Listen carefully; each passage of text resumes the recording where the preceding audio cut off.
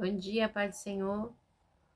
Hoje é dia 2 de agosto de 2024, uma sexta-feira, né? Aqui em São Paulo tá um tempo gostoso. E quem vos fala aqui é a missionária Nadir Albano. Vamos estar começando mais um momento, João 3,30, que ele cresça, que eu diminua. E logo em seguida vamos estar passando para a palavra do Senhor, tá bom? Como de costume, vamos orar. Meu Deus, meu Pai, em nome de Jesus, nessa hora na tua presença santa, pedindo perdão pelas minhas falhas, pelos meus pecados que estão em número, Senhor. Eu apresento o lar, a família, o ministério, o chamado, tudo sempre confiado na minha pessoa. Apresento também a vida desse irmão, dessa irmã que vai estar do outro lado, ouvindo, Pai, a ministração dessa palavra, que você possa estar alcançando. Se tiver alguém enfermo, que você possa estar curando, alguém desempregado, que eu possa estar abrindo a porta, abençoando, guardando e livrando, Pai. Repreendendo toda a folha das trevas, toda a obra de macumbaria, de feitiçaria. Visita os três poderes do nosso país, executivo, legislativo, judiciário, Pai. Se tiver alguma mãe solo, Pai, precisando colocar o alimento na sua mesa, não tem o que fazer, ajuda, Senhor. Prepara tudo. É o que eu te peço neste dia. Em nome do Pai, do Filho e do Espírito Santo. Deus, amém. Amém. A palavra tá hoje em Mateus 9, tá bom? Jesus cura um paralítico. Vamos lá? Jesus, entrando no barco, atravessou o mar e foi para a sua cidade. Alguns homens trouxeram-lhe um paralítico deitado em sua maca. Vendo a fé que eles tinham, Jesus disse ao paralítico: tenha bom ânimo, filho, seus pecados estão perdoados. Olha que lindo. E diante disso, alguns mestres da lei disseram a si mesmos: este homem está blasfemando? Conhecendo Jesus, seus pensamentos, disse-lhe: por que vocês pensam maldosamente em seu coração? O que é mais fácil dizer: os seus pecados estão perdoados, ou levanta-se e anda? Mas para que vocês saibam que o Filho do Homem tem na terra autoridade para perdoar pecado, disse ao paralítico: levanta-se, pegue a sua maca e vá para casa. Ele se levantou e foi. E vendo isso, a multidão ficou cheia de temor e glorificou a Deus, que dera tal autoridade aos homens. Eita Deus, meu Pai, em nome de Jesus, que palavra maravilhosa. Alamanassou de Comanai. Que palavra, Pai. O Senhor tem autoridade. Uma palavra sua muda a história, muda o cenário, muda o quadro, Pai. Aleluia. Das nossas vidas, para a tua honra e para a tua glória. Senhor Deus, que eu diminua, que o Senhor cresça, que eu não fale aquilo que eu quero, mas aquilo que o Senhor tem para falar aos nossos corações. Aleluia. Como diz João 3,30, que ele cresça, que eu diminua. Se eu não falei, né? Quem vos fala aqui é a missionária Nadir Albano, tá bom? O canal João 3,30. Então a gente vê que Jesus, né, entrando no barco, após ali ser expulso ali, né, de Gandara, após a cura e a libertação, né, daquele homem, aqueles dois homens que sofriam, né, nas garras de Satanás, né, ele vai e ele entra ali, né, num barco e atravessa o mar para a sua cidade. E aí, quando ele chega lá, né, alguns trazem um homem deitado na cama. E aí, naquela maca, né, Jesus diz assim, eu falei, tenha bom ânimo, porque Jesus sempre tinha empatia, né? Tenha bom ânimo, filho. Os seus pecados estão perdoados, né? Então, assim, os seus pecados estão perdoados, mostrando a grandeza e o poder que ele tinha sobre a morte, sobre a enfermidade, sobre qualquer coisa, mostrando que ele era Deus. Mas, em vez disso, né, o paralítico, ele tinha uma fé, assim, nossa, Jesus conseguiu sentir a fé daquele paralítico, né? E a fé que o povo ao redor que ali estavam tinha. E que os trouxeram também. E diante disso, né? Alguns mestres da lei disseram a si mesmo: este está blasfemando? Tipo assim, aí tava lá, né? Não, ele está blasfemando. Como assim? Como assim? Quem pensa que ele é? Quem que ele pensa que ele é, né? Sempre tem aquele para querer diminuir aqueles que servem a Deus, aqueles que verdadeiramente são de Deus, né? Sempre tem os mestres da lei, sempre tem os fariseus, sempre tem os hipócritas, sempre tem, né? Os hipócritas. Deixa eu até marcar. Sempre tem, igreja. Em todo lugar tem, sempre vai ter. E diz assim no 4. Conhecendo Jesus, seus pensamentos, disse-lhe, por que pensam maldosamente no seu coração? A maldade deles, né? Quantas pessoas é maldosa dentro do seu coração? Você tá lá fazendo a obra, você tá sendo né, caridosa e a pessoa tá na maldade total com a gente, sabe? Aí Jesus diz assim, que é mais fácil dizer os seus pecados estão perdoados ou levanta-se e anda? E Jesus foi e confrontou ele, porque Jesus conhece os pensamentos dele, né? E aí Jesus diz assim, mas para que vocês saibam, para que vocês tenham certeza, afirmando que o Filho do Homem tem na terra autoridade para perdoar pecados, disse ao paralítico, levanta-se, pegue a sua maca, a sua cama e vá para casa. Pronto, acabou com eles ali, né? Então, assim, mostrando a grandeza de Jesus. Então, assim, e eles não aceitaram, né? E ele se levantou e foi. E vendo isso, a multidão ficou cheia de temor e glorificando a Deus que dera tal autoridade aos homens. Então, assim, Deus dá autoridade. Igreja, olha, eu não consigo nem imaginar o ministério de Jesus, tá? Ministério de cura e libertação. A gente vê que tem homens de Deus hoje, que Deus usa também na cura e na libertação, pela misericórdia, né? Apesar que tem muitos que se aproveitam, né? Explorando, né, as ovelhas, mas Deus vê todas as coisas, né? Nossa, já é 10:10. E aí, a gente vê também aqui o chamado de Mateus. Saindo Mateus, vamos lá? Aleluia. Saindo, viu um homem chamado Mateus sentado na coletoria e disse-lhe, segue-me. Mateus levantou e seguiu. Estando Jesus em casa, foram comer e os seus discípulos, muitos publicanos e pecadores, vendo isso, os fariseus perguntaram ao discípulo, por que o mestre de vocês come com publicanos e pecadores? Ouvindo isso, Jesus disse, não são os que têm saúde que precisam de médico, mas os doentes. Vão aprender o que significa isso. Desejo misericórdia e não sacrifício, pois eu não vim chamar o justo, mas os pecadores, né? Aí Jesus dá uma bufetada na cara deles com luva de pelica, vamos dizer assim, né? Porque Jesus chama Mateus. Mateus era cobrador de impostos. Aí vem, ele deixa lá tudo e vai seguir Jesus, né? Mateus também conhecido como Levi, né?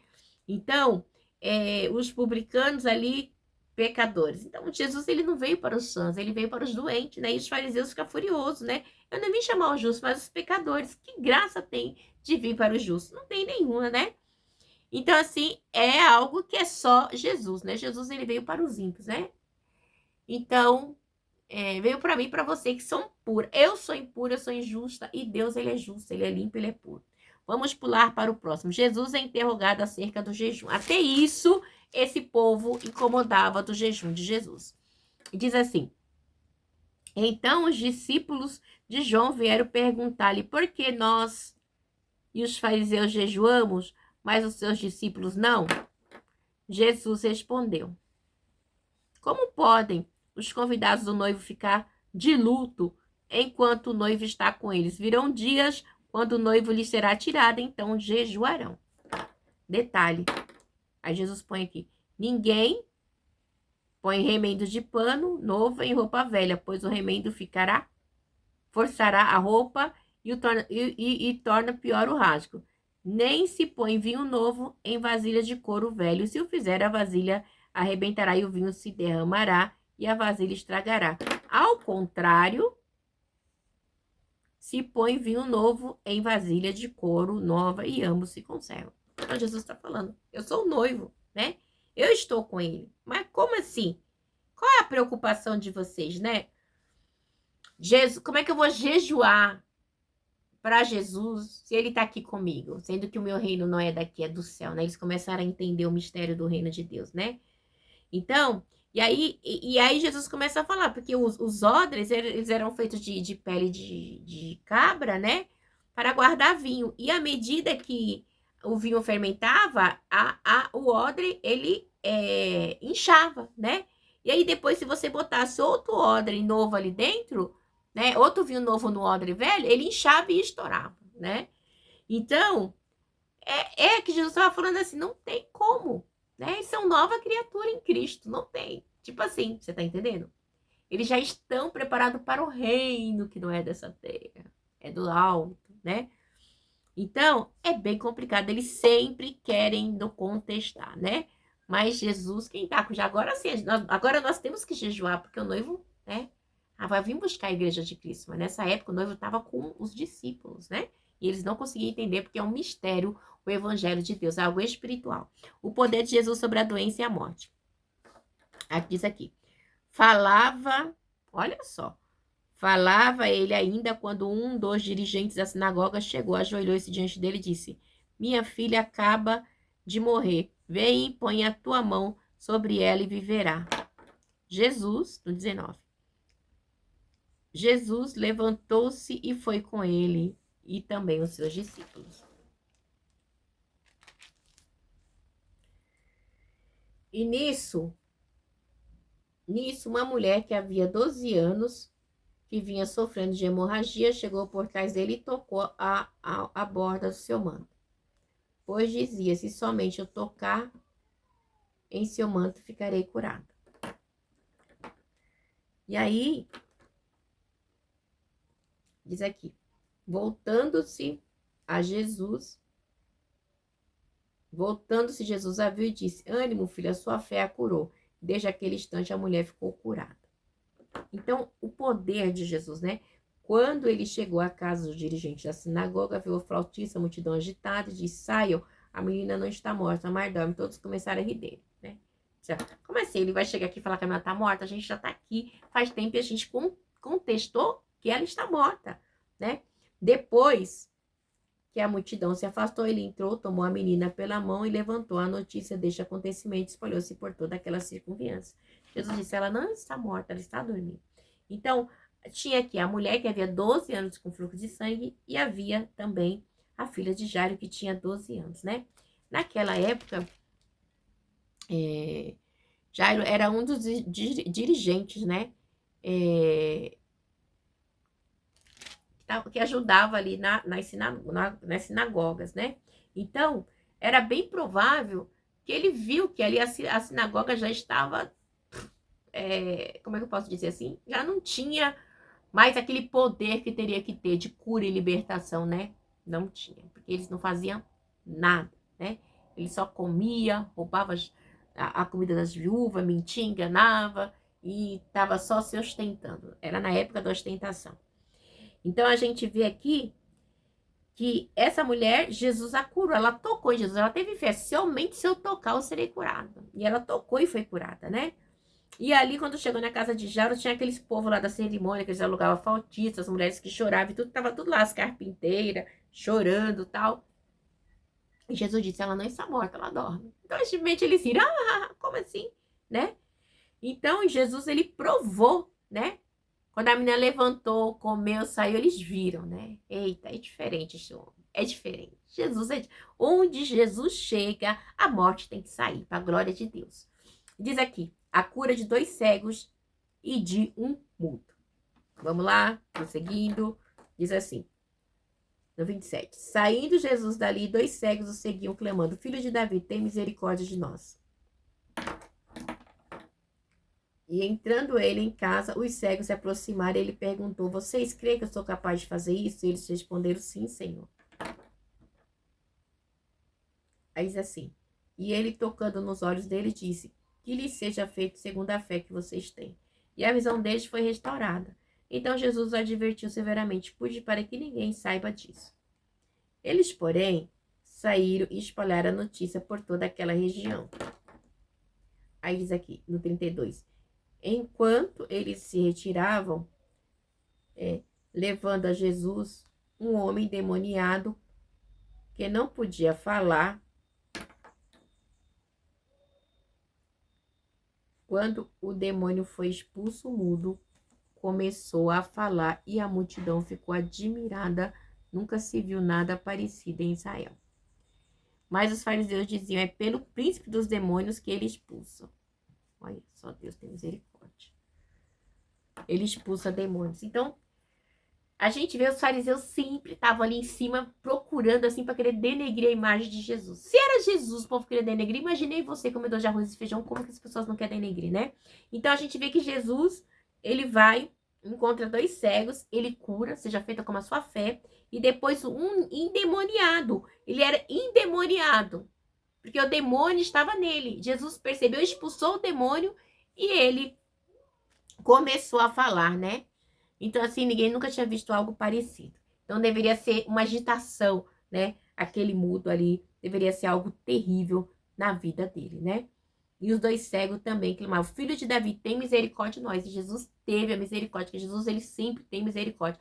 As misericórdias do Senhor são a causa de nós não sermos consumidos, né?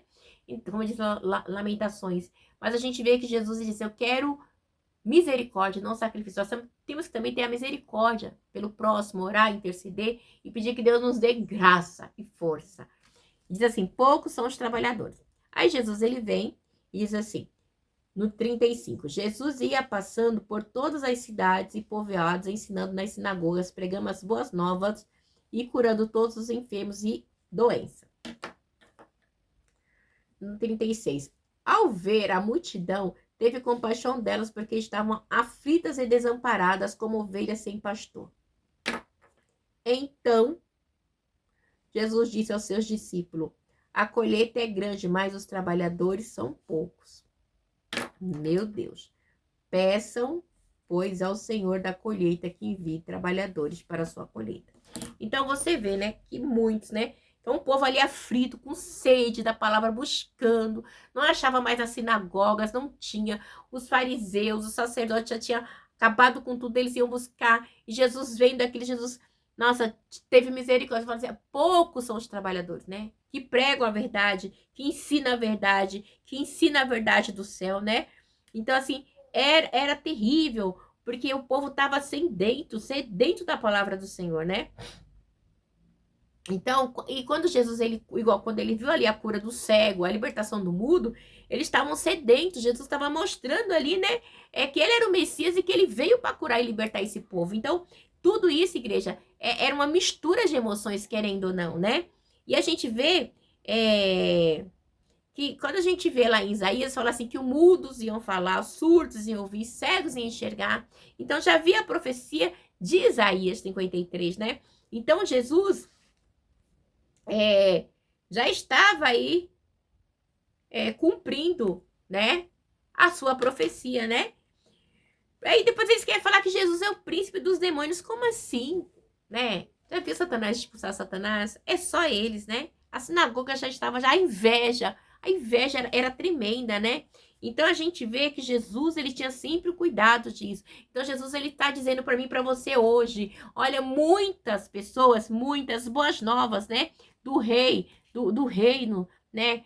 Curando enfermidade, doença, né? Mas ele diz assim, a colheita é grande, mas poucos são os trabalhadores. E realmente no dia de hoje não muda. Tem muita gente com fome da palavra, de sede, aí chega na igreja te dá uma caneta, chega na igreja te dá um lápis, chega na igreja começa a fazer coisas que tá fora da palavra, né? Aí as pessoas, ela pode ter uma cura terrena, mas não tem a cura eterna da salvação da alma, que é morar com Cristo. A gente precisa de pessoas que pregam o evangelho, que preguem somente a palavra. O Senhor está chamando os verdadeiros, né, trabalhadores para trabalhar na seara do Senhor, mas pregando a verdade do evangelho, amém? Deus abençoe vocês, que vocês venham ter uma terça-feira abençoada, uma sexta-feira e um final de semana abençoado, em nome do Pai, do Filho e do Espírito Santo de Deus, com na paz.